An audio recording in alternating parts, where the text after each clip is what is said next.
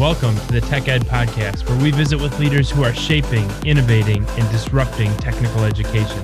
People who are not afraid to think differently, not afraid to try something new, all with the goal of securing the American dream for the next generation of STEM and workforce talent. About the midway mark, Wednesday night is the ugliest. As the sun goes down and you're linked arm to arm with your whole class, sitting in the surf zone in 18 inches of cold water.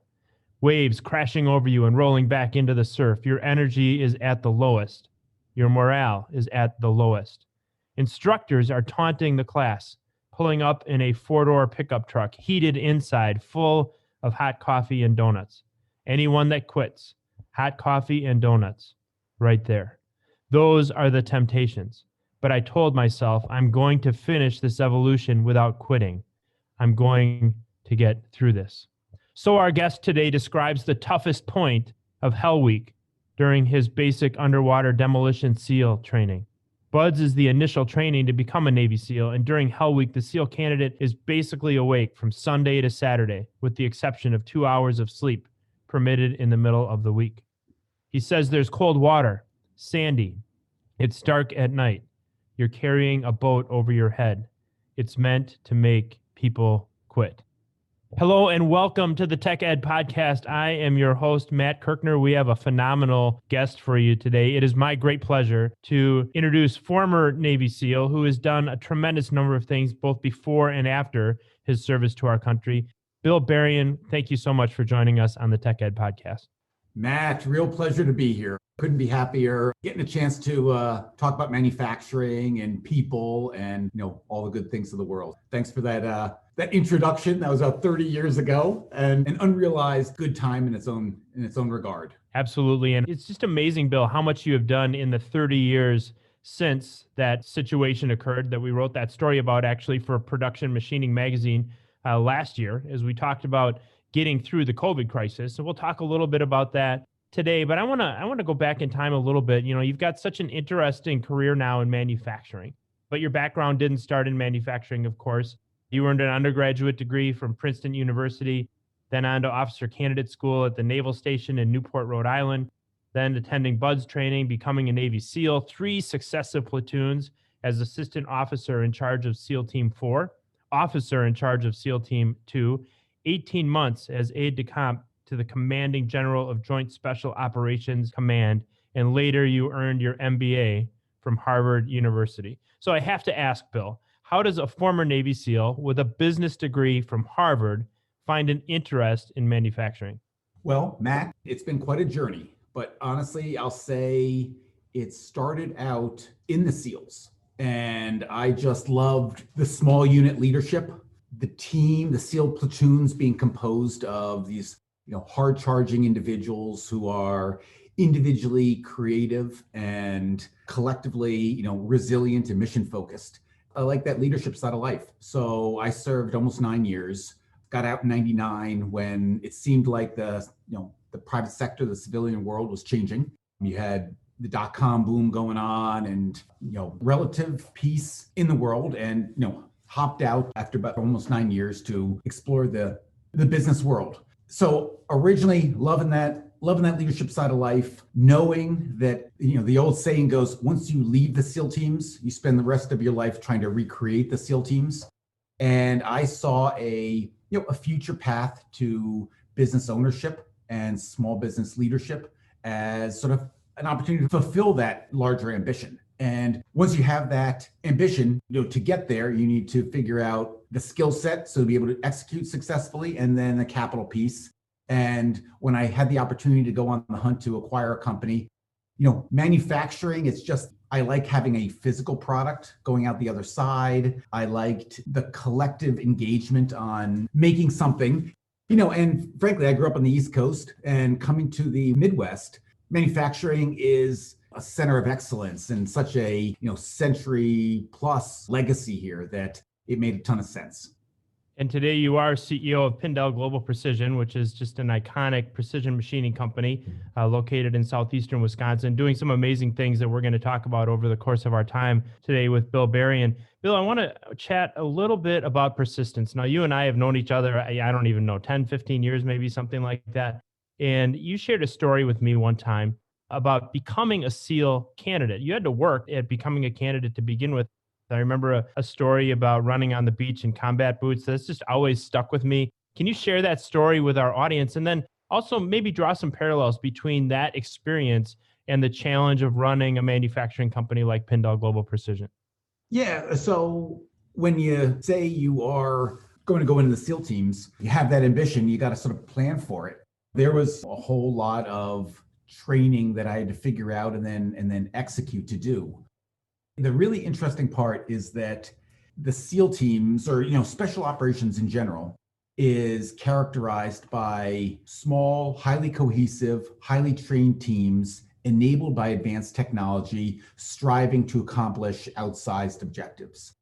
And it is really fascinating, being on this advanced manufacturing, contract machining side of life, that those same descriptors apply to this world. It is highly cohesive, highly trained teams enabled by advanced technology, striving to accomplish outsized objectives. That's our machinists, that's our quality team, that's the front office team. I think there are a tremendous number of parallels between manufacturing and the military. And to be honest, in terms of people development, the military started doing it better with a shift to the all-volunteer force in the early 70s. And manufacturing lost some pace there, amidst globalization, some reconsidering of whether that should be a key pillar of the economy and stuff. But we've turned a corner a number of years back that it does need to be a key pillar, and we do need to be growing our people. And frankly, learning some lessons from how the military has looked at human capital development.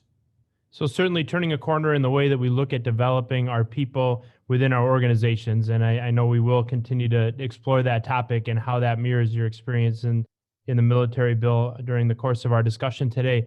On that topic of turning a corner, manufacturing technology is turning a corner as well, is it not?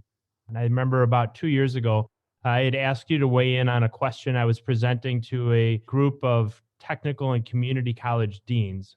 And my question for you was, what do you think deans need to be considering for the future of their programs as they look to the future of technical education? And you had an interesting answer. You touched on your company's foray into Industry 4.0 technology. And I'd be interested in how you see Industry 4.0, IIoT, data analytics changing your manufacturing operation, especially as it relates to the specific sector you're in, which is contract and precision machining.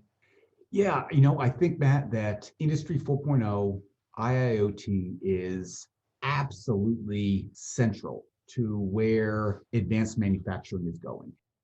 Let's talk about the contract machining world that I'm in right now.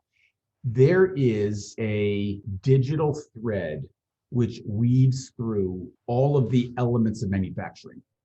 Manufacturing is not just what's happening in the machine. It's, number one, designing the digital model, which often comes to us from the customers. We're on the contract side. But then it is understanding that model, making preparations for the metrology and the quality side of that. It's programming the machines. It's measuring the parts. It's understanding the actions of the machines.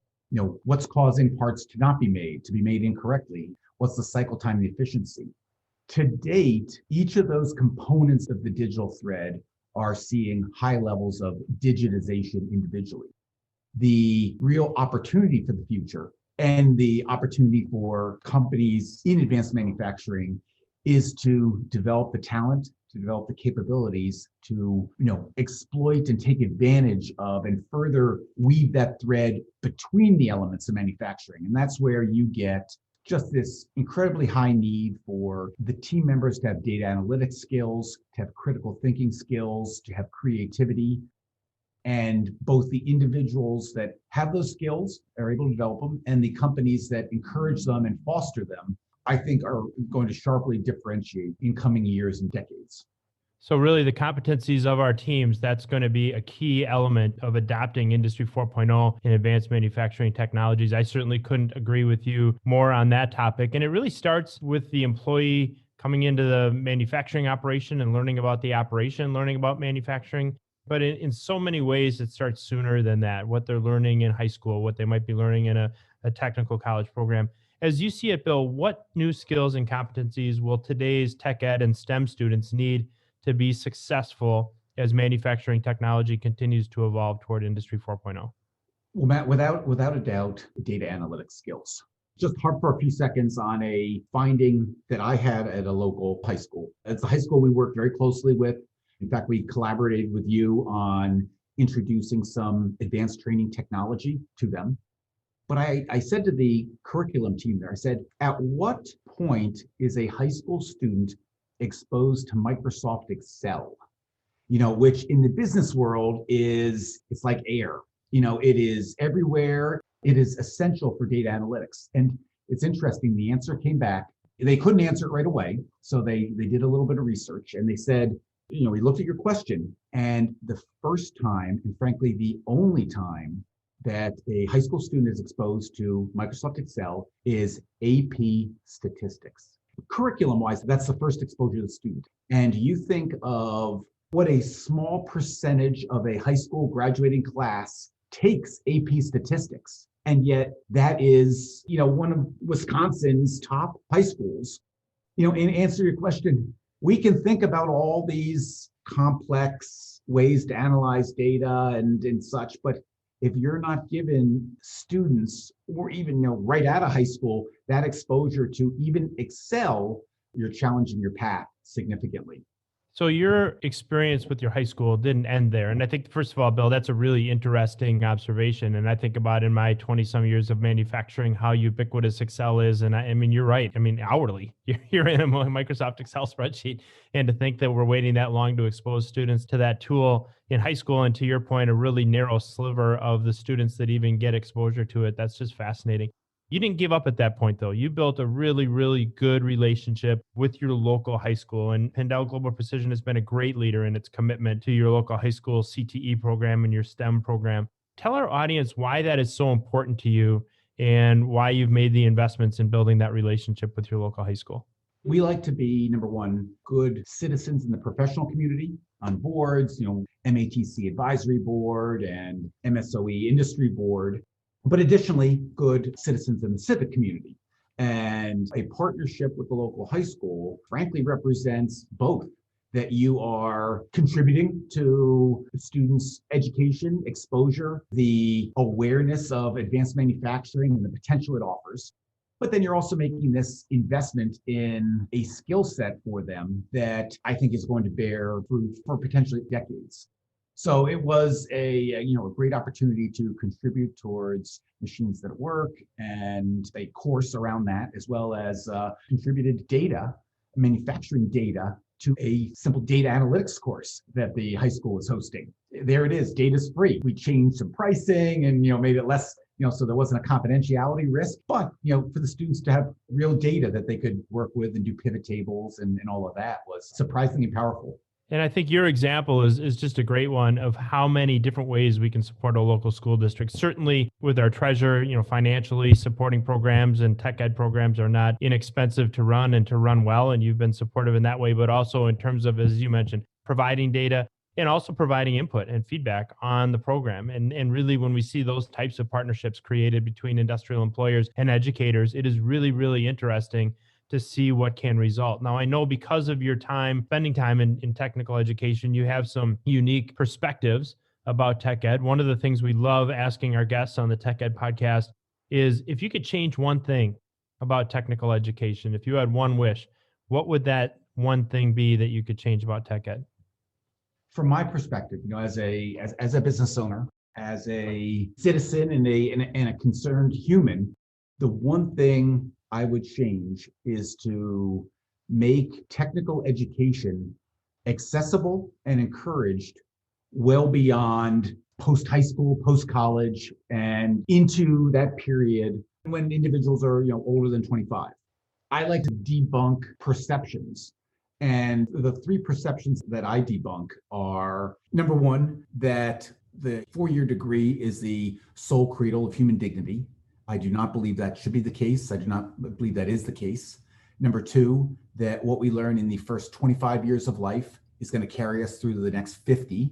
and that individuals aren't responsible for their own development and their own career and life planning. Because I think there needs to be a very strong sense of ownership there.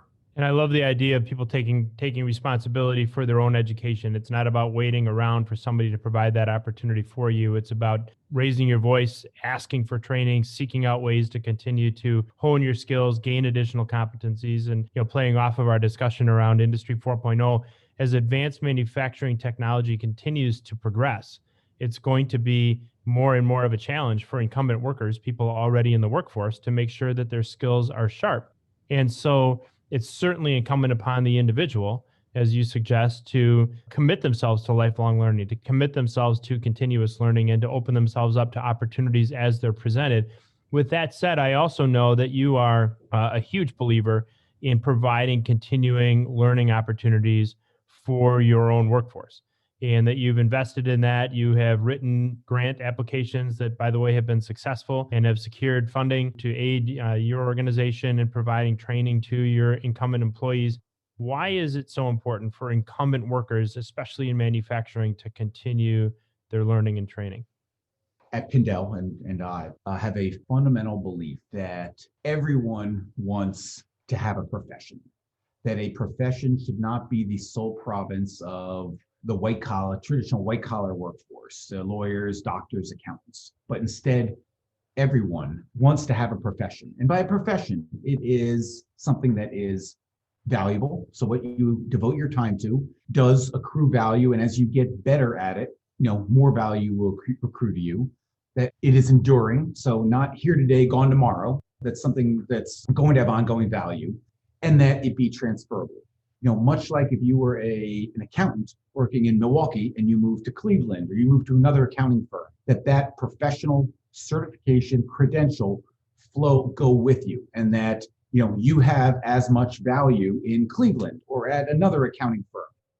I think those three elements they're essential to the definition of a profession. And there's something that are foundational pillars of what we call the Pindel Professional Development Program, that nicely combines online learning, on shop floor qualifications, NIMS credentialing, so nationally recognized credentials.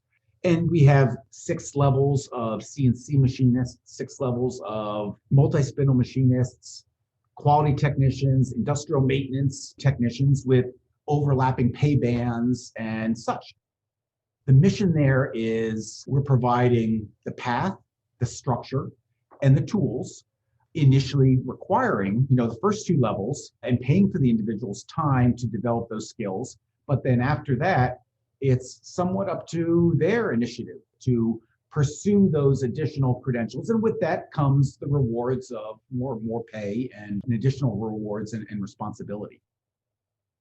I mean, you have it with your FNUC training, the Amitral course structure. I mean, those are all incredibly important components to a professional development program, because those are providing both the structure for the learning and then the confirmation, that certification credentialing, that the individual has achieved a level of knowledge and expertise in profession that will not just convey value, but also offer that transferability to other companies, other geographies, things like that. So I applaud your efforts in professionalizing the manufacturing workforce writ large. Absolutely. And thank you for mentioning that. Certainly as we see this wave of interest in truly industry-backed third-party credentials that are based on the competencies that industrial employers and Industry 4.0 level industrial employers like yourself are looking for in a workforce as you grow your business, are looking for from the standpoint of the people that are already working there. And that is just such an important part, I believe, of the future of advanced manufacturing. Again, as this technology continues to advance at rates literally unprecedented, we have to make sure that we are keeping our workforce on the cutting edge of advanced manufacturing technology. And the beneficiaries of that effort are certainly the employee. And you mentioned the transferability of skills, the ability for someone to transfer into or out of an individual geographic area if they have to relocate for some reason, be able to take that professional level competency with them to their next employer. Another beneficiary, of course, is the employer themselves, who now has this workforce that is incredibly well skilled. And I think the third beneficiary is the customer base of that company that is making that investment, that now knows that they have an organization that is continuing to advance in technology, that can morph as it needs to, as manufacturing technology continues to advance. And when we look at things like quality and on-time delivery and continued innovation in manufacturing, a skilled workforce and a highly skilled workforce is so very important to that. As we think about that third beneficiary, that group of customers, Bill, every once in a while you and I will chat about a project that you're working on. I know some of them you can share with the general public, some of them you can't due to NDAs and so on, but I know you get into some really, really cool applications. And as we think about what amazing opportunities exist for people working in advanced manufacturing, what are some examples of really cool applications and projects you've worked on with interesting customers? Well, it's interesting. 2020 was a challenging, extremely challenging year from a healthcare perspective. There was a healthcare crisis, but there was also a manufacturing crisis going on throughout the year. You had disrupted global supply chains. Remember, originally stuff couldn't come out of China. Then that disruption moved across the US. So disrupted supply chains, unexpected demand, and then unexpected softness in certain sectors. It was fascinating in terms of disrupted global supply chains, unexpected demand. We got pulled into the ventilator surge that was going on in the middle of last year. We went into the year without making parts for any ventilator OEMs and came out of the end of the year, with 5 different OEM relationships. But one of the most fascinating journeys for the team was making parts for the SpaceX Medtronic ventilator joint venture.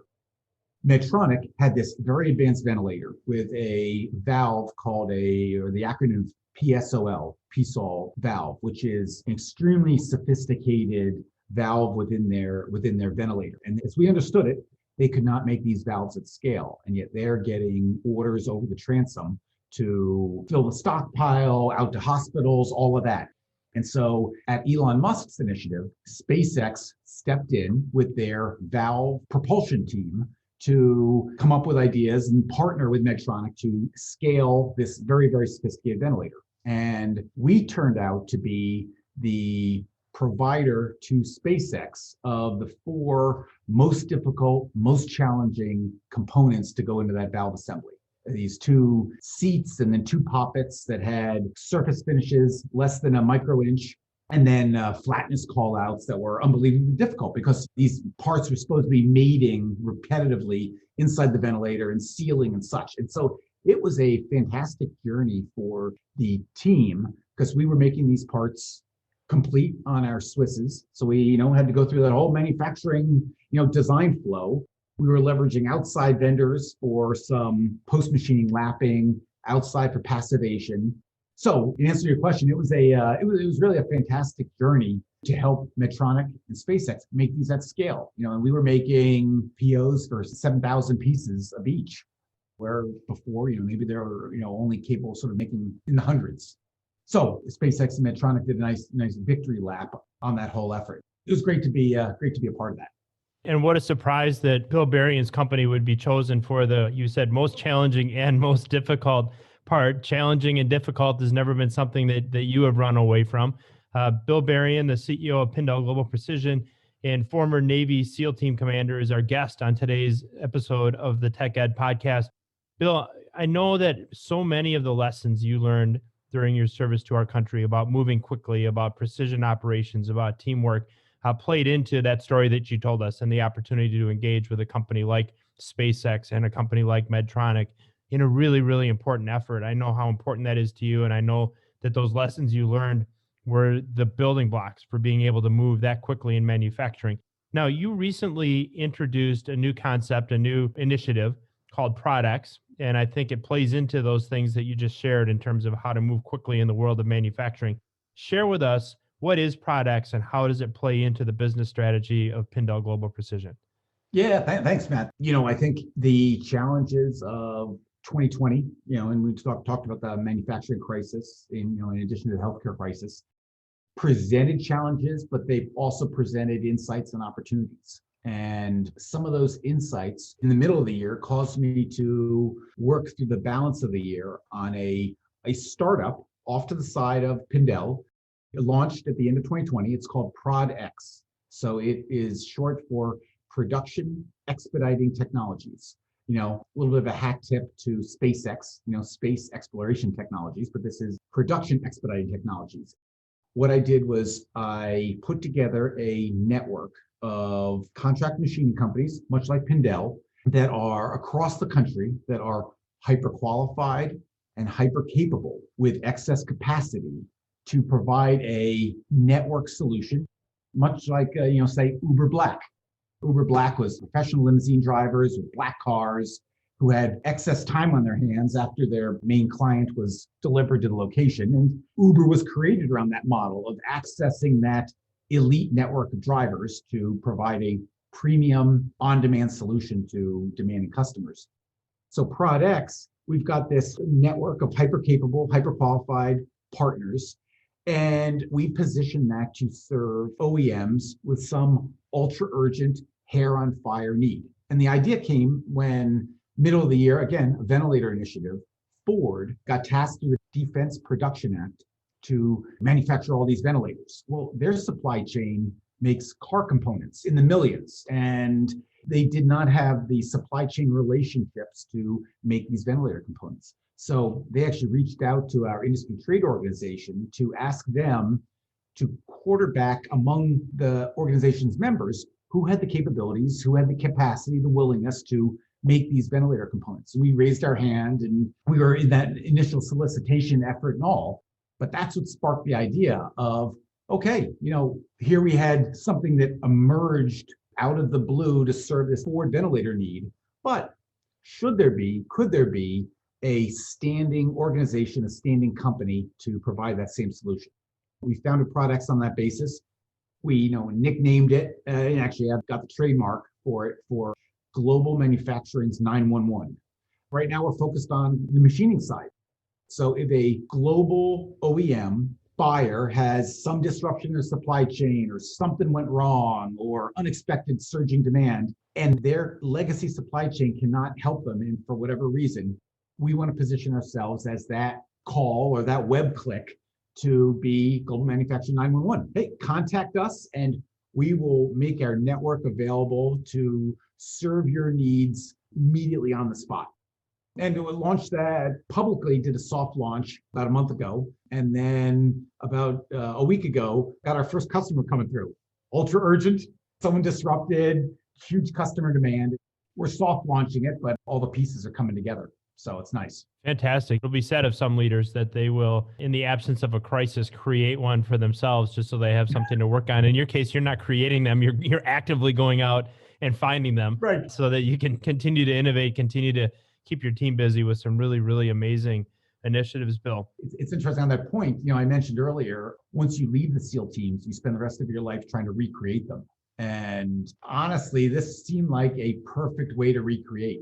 While we can sometimes call it PRODx, the Uber Black of immediate demand production machining, I think the better term would be the Special Operations Command of immediate demand production machining, because it's the equivalent of, instead of where is that global crisis that requires a elite, highly capable, hyper qualified reaction force, direct action force, in this case it is hyper capable, hyper qualified contract machining companies. So to your point, if you can't wait for the fight to come to you, go find the fight. There you go. And I have to share with our audience the story. Bill's heard me tell it a number of times about the first time we met.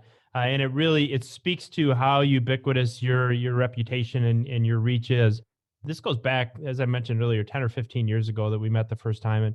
And I was actually at a Boy Scout meeting with a gentleman who said, "Hey, I've got this friend, Bill Berrien. He's looking to buy a manufacturing company. Do you know him?" And I said, "No, I've never heard of him." He said, "Yeah, you should really meet him. He's a great guy." 2 days later, I was at a Green Bay Packer game with another gentleman, totally separate group of, circle of friends. And he said, "I know this guy named Bill Berrien, and he's looking to buy a manufacturing company, and, he's really busy networking. Do you know Bill?" And I'm like, "No, but, so-and-so was just talking about him the other day. I guess I have to put him on the list." So 4 days later, it's Thursday, and I'm in Kansas City, Missouri, and I'm visiting the Harley-Davidson plant in Kansas City, Missouri, meeting with the general manager, who's a gentleman by the name of John Lowry, a previous guest on the Tech Guide podcast. And I'm sitting in his office, and he goes, I still have some contacts in Milwaukee. He said, I stay in touch with Bill Berrien quite regularly. He's like, do you know him? And I'm like, no, but you're the third person in 5 days. And now here I am in, Kansas City, Missouri, how many hundreds of miles away from home. And as that story ends, John Lowry was kind enough to put us together over dinner about a month or so after that. And it's just been a pleasure ever since then, Bill, getting to know you, watching you develop Pindel Global Precision, watching your style of leadership, your ability to, in a really, really forward-thinking way, take amazing care of your team, build an amazing team. And I really want to thank you today for joining us on the Tech Guide podcast. It's been absolutely wonderful having you as a guest. Matt, thank you so much. It's been great to explore some of these topics. And, I would like to congratulate you and your team for the incredibly positive role you are playing in that professional development, training, high school, technical college, lifelong, within industry, outside of industry. You guys are the ones actively pushing that pendulum back in the right direction in terms of creating the manufacturing workforce of the future that is going to provide rewarding, fulfilling, in-demand careers. I'm very optimistic about the future, and I thank you and your team for providing such great solutions and working with customers and schools to get them into the market. So congratulations. Well, thank you. We share that optimism. It is all in the name of securing the American dream for the next generation of STEM talent, of our workforce, of our manufacturing base here in the United States of America. Bill, thanks so much for joining us. To our audience, thank you for being with us for another episode of the Tech Guide podcast, and we will see you next week. Thanks for joining us for this episode of the Tech Guide podcast. If you haven't already, subscribe, leave a review, and if you like this episode, share it with a friend. New episodes launch every Tuesday, so listen in next week.